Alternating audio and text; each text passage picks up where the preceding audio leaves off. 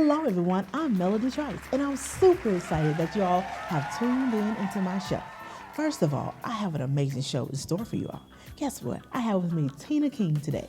But before me and Tina get to talking, I want to talk to you all about what? Knowledge. Because you realize knowledge is power. Knowledge gives you so many open abilities in order to do the things that's going to make you successful in the things that you aspire to do. Because we got to be aware of the things that we want to do. So it's very important to make sure that the people that are surrounding you are pushing you to the next level. Because those people are going to make sure that you're aware of the things that you need to do and gain in order to go to the next level. Because we're all on a journey, right? A journey to success. We want to make sure that we're living an unlimited life. But in order to live an unlimited life, you got to be aware of the things that you want to do in order to live that unlimited life. And that means gaining the right knowledge to do the things that you aspire to do. Sometimes that the people that are around us, they will give us the knowledge, but yet and still they'll also point us into the direction we need to go in order to gain that knowledge so we can do the things that we aspire to do. Because the ultimate goal is for us to be successful in all that we do. Some people may want to sing, some people may want to act, but regardless of what it is that you want to do, you want to be aware of it, how to gain the right knowledge, and make sure that you are surrounding yourself with the right people in order to go to the next level. And that's what it's all about. So with that being said, we'll be right back.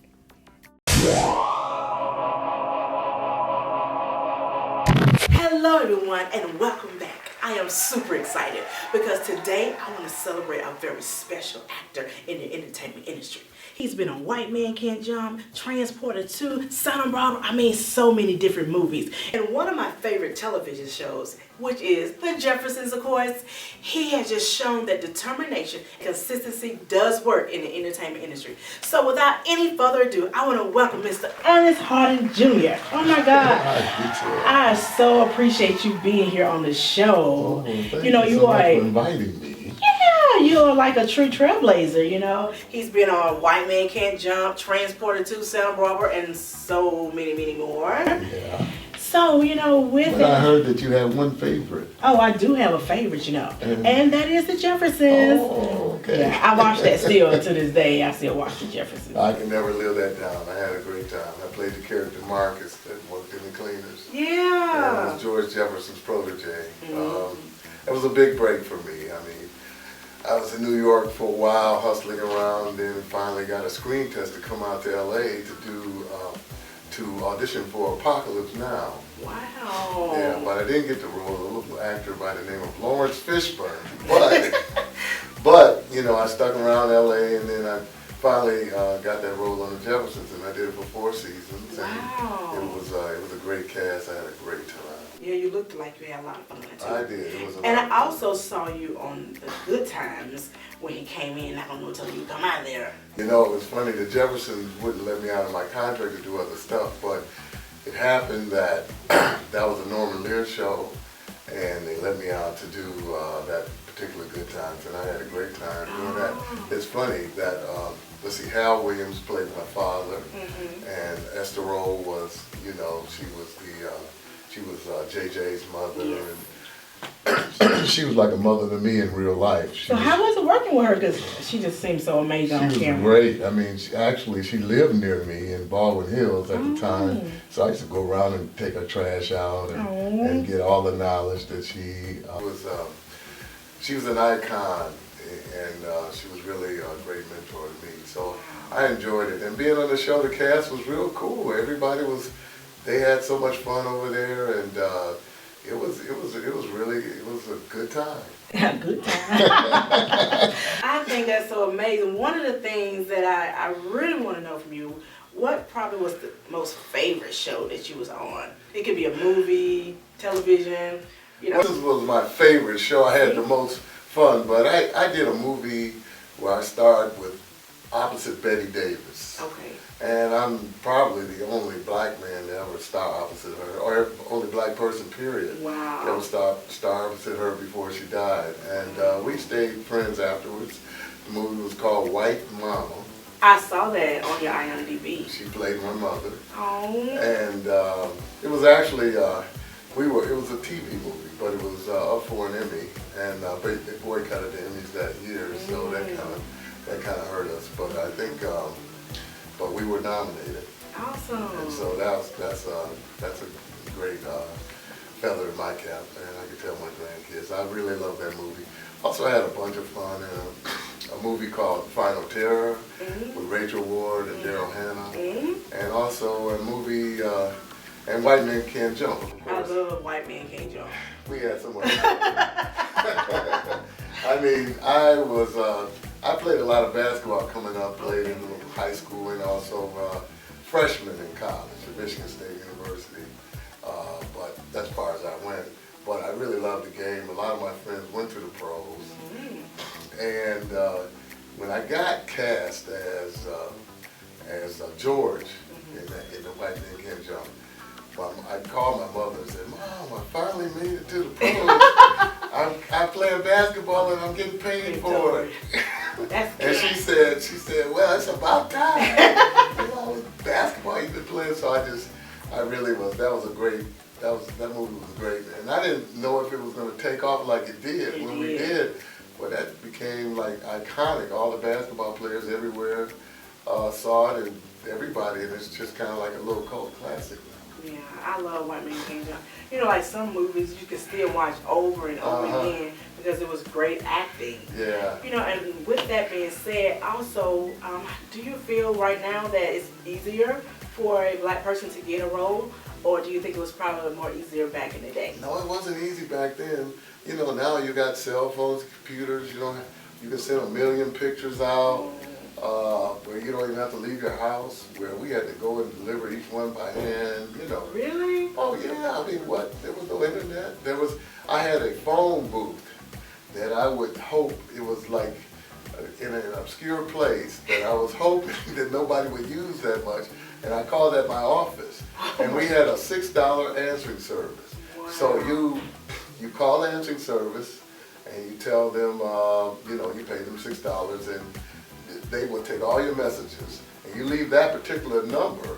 So I left that phone booth number as my office. Wow. So people would call and, I'm looking for Ernest Hart, and I run to the phone booth, don't answer. I got it. Yes. Oh my gosh. Harden's office. And that's how I got my messages, but that's how we had to do stuff like that. Oh my God. And so that's how I got my auditions and my calls. Yeah. So was it, like right now it's very prevalent for you to have a manager and an agent. Back then it's just as extremely So that's always a choice. What you need actually is a person that really is enthusiastic about you. Okay. And whether it be a manager or an agent or both or a publicist, somebody that really wants to try to make you. And it's like finding a needle in a haystack. Yeah. I've gone through so many people, and some of them are enthusiastic, but they don't have enough power to get me into those rooms. So other ones they have the power, but they're handling Robert Redford, so they look at you or Brad Pitt and they get around to you. So it's a balance. It's a tough balance to try to find. And I would tell any young actor, just get out of your mind that it's going to be easy. It's just a grind. And you beat the pavement until you finally hook up with someone that is really in your corner and believes in your talent. Yeah, that's, oh my God, because I see when I look at the IMDb, I look at the consistency, of work, and that is so important because it wasn't like no gaps. It was always every year you doing something, and I think that's so amazing for those actors who want to do something. Yeah, if you're on a mission, it'll come around and people will see you. The acting community is a small one, so they do get to know you after a while. Yeah, it is. And actually, the ones that you see all the time now, people coming off the plane every day wanting to be an actor from all over the world. So it's a lot of people at it, but the ones they start choosing, like you see the same people over and over again, that's because, it's small. You're trying to get into that groove or that click, and try to get known.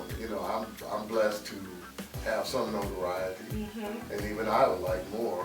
And even and what I found out is no matter how hot you got, there's always somebody as hot as you that you got to compete with. So it's a difficult business, but I'm spiritual. I believe in God. I believe that what He has for me is for me. And I mean, I can look at Eddie Murphy's and all these other people who seem like they've had even more careers than I had. I've been around.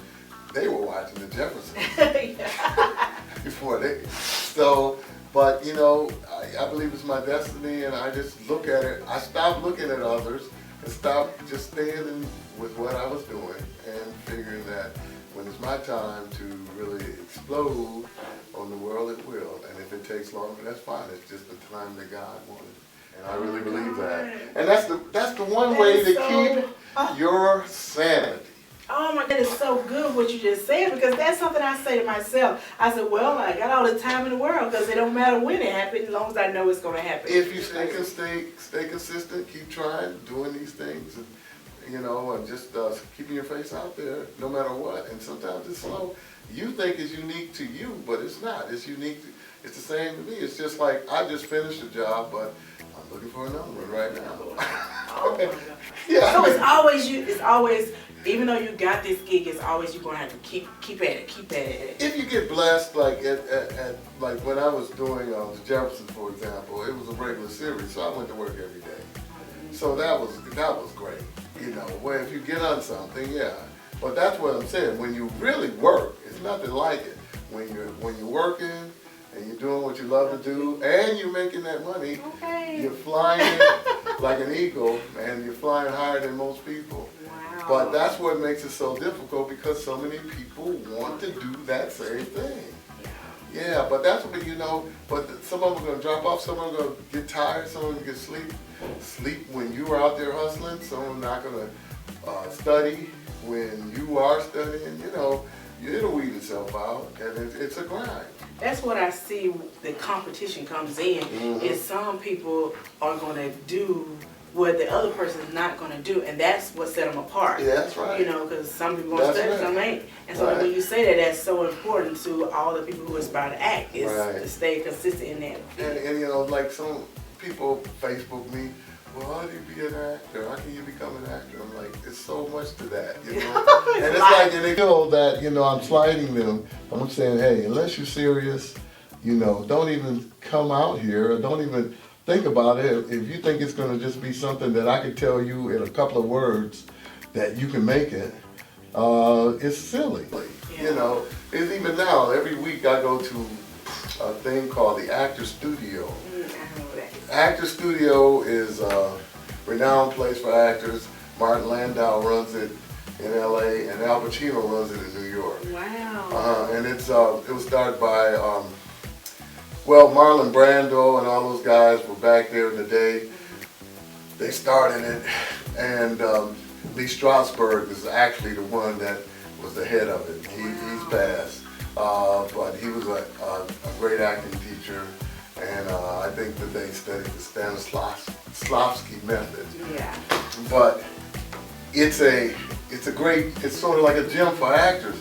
So even me, I've been in over 50 movies. Wow. I've done stage.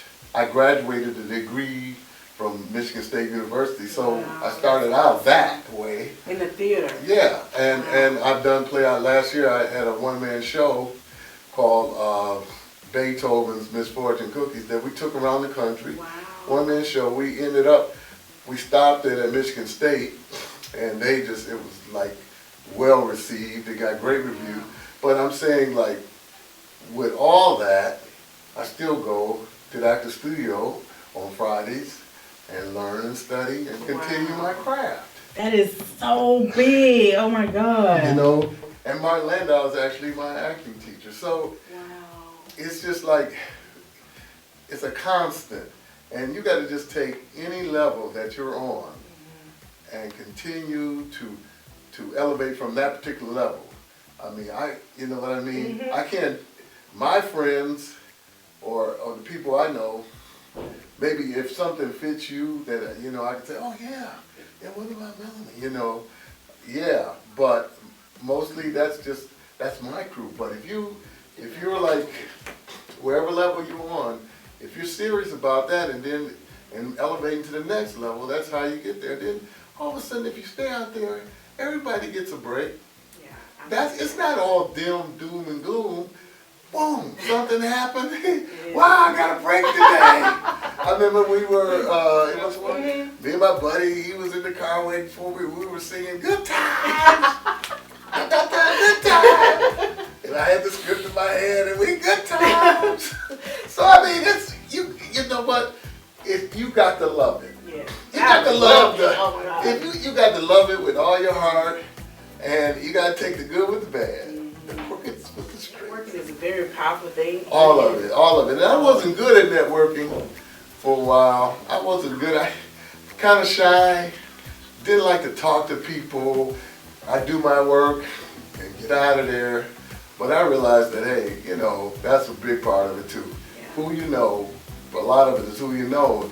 Not so much, even more so than your talent. It's who you know that says, hey, so many people to choose from, but I really like Melody. Mm-hmm. Yeah. So you gotta have, it's all of it. It's all of it. Yeah. Well, I really do appreciate you so much for coming. It is such an honor to have you here, and I thank you so much, and I'm pretty sure that all my viewers are going to be so excited. Mr. Ernest Harding Jr., you all. Strong and hang in there, and you're going to have a great time. It's going to be a great year for all of you guys.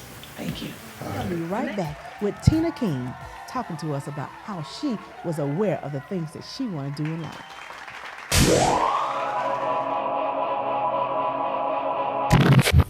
Welcome back, everyone. I am super excited because right now we're going to talk with Miss Tina King.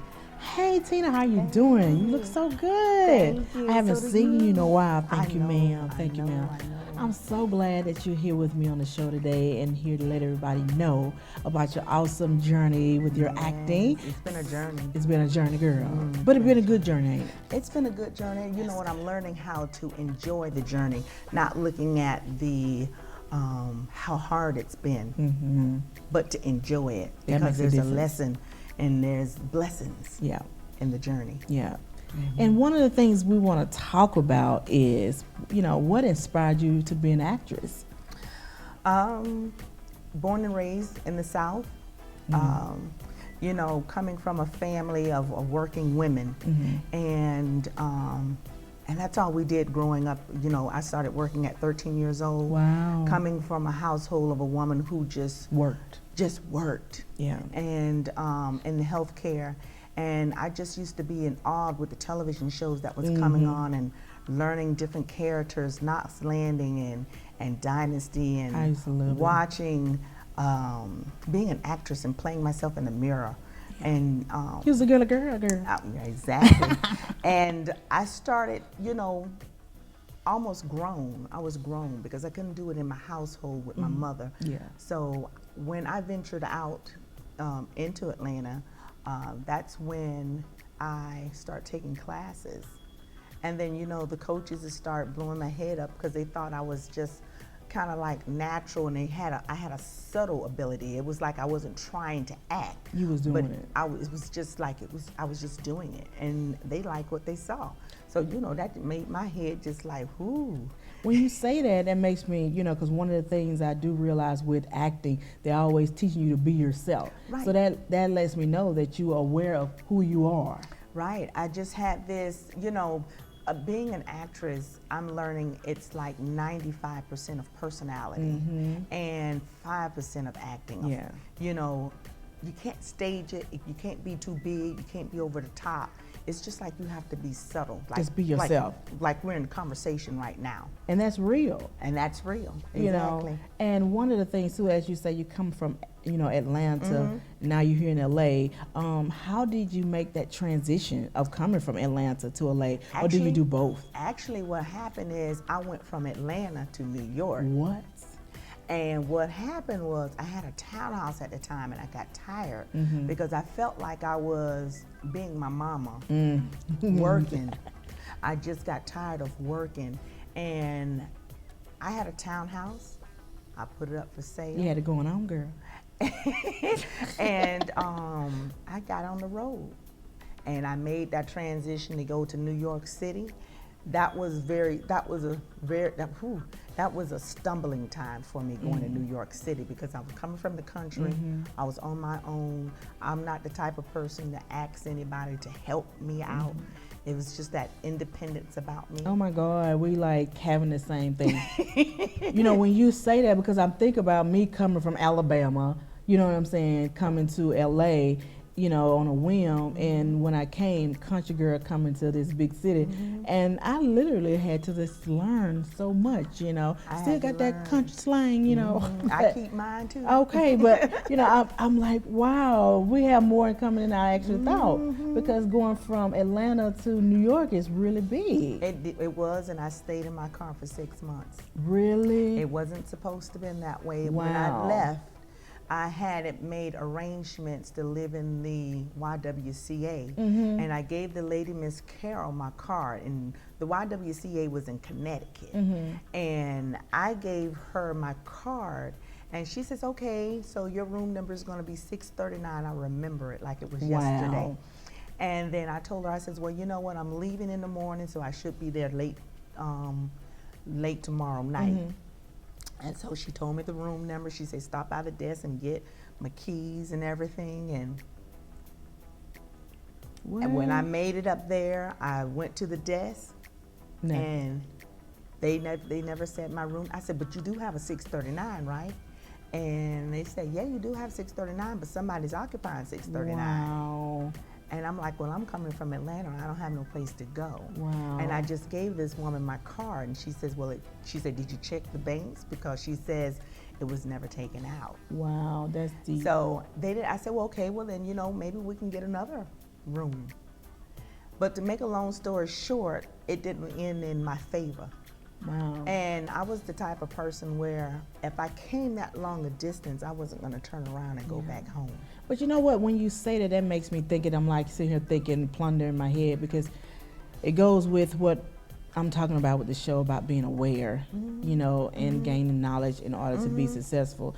Even though that happened to you, now you're more of aware of the things you need to do in order to be, you know, better equipped, you know? You have to prepare yourself. I thought I was prepared, but I wasn't prepared enough. And then, but I had faith because I wasn't going to turn all the way back down around. Because that's when you quit it. I worked it out. It worked it out. God worked it out for me. Yeah, he's so good. He just made it strong. I became a stronger person. Yeah. And I became wiser. That is so amazing, because that's what it's supposed to do, is make us stronger. When you see something going the wrong way, you know, it's so easy to just say, forget it, but you didn't. In my car, you would have thought that I would have been looking for an apartment. I didn't waste no time. I was putting my headshots in the envelope. See, that's determination.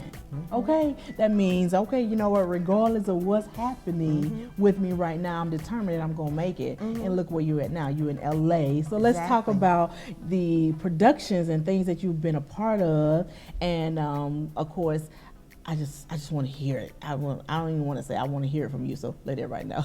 Well, coming from New York City, I came here, and you know, everything is rocky. LA, you know what, New York and City and LA is two different beasts. You have the theater over there, true enough, and you have grinders over there. But over here, it's more business. Yeah, it's more about business savvy over here. I mean, you have to have your IMDb.